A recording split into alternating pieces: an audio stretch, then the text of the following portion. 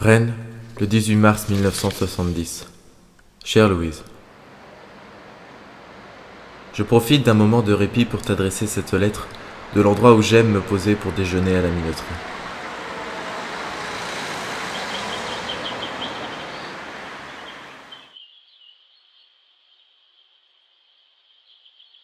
D'ici, je peux apercevoir la roue à aube tourner au rythme de l'écoulement de la Vilaine.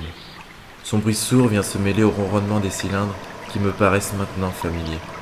Les bâtiments qui m'entourent me donnent cette impression de protection que je n'ai alors connue que dans tes bras.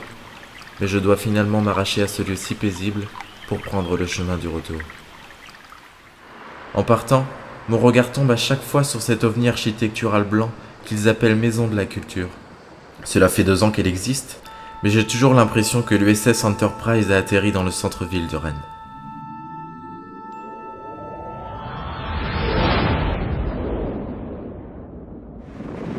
Je redescends ensuite l'avenue Jean-Janvier jusqu'à la salle Omnisport située place du Champ de Mars, où j'ai dernièrement assisté à une rencontre mythique de la première phase du championnat du monde de handball masculin. L'ambiance était grisante, tu aurais dû voir ça.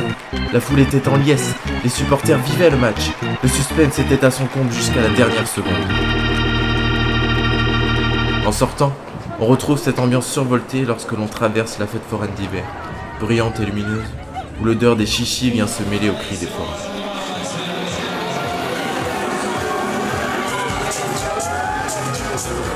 De l'autre côté de la place, un grand terrain, un champ libre, qui selon moi pourrait facilement accueillir un autre équipement, un nouveau lieu de rassemblement.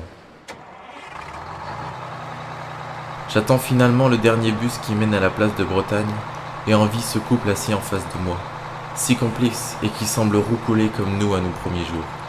Cela me conforte dans l'idée de vous faire venir, toi et cet enfant qui va bientôt naître.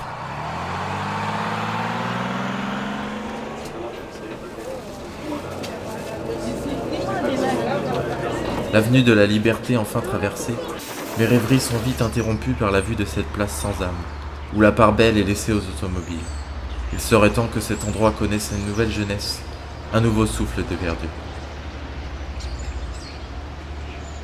Je passe ensuite devant la maison d'éclusée du Mail, qui domine par sa taille la chaussée sud du Mail François Mitterrand, et dont rien ne vient troubler la tranquillité.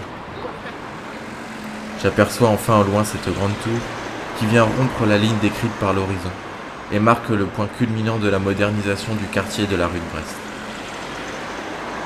La ville voit émerger ces grands ensembles qui remplacent peu à peu le quartier insalubre de mon enfance, où je venais jadis rendre visite à mes oncles et tantes à l'après-guerre.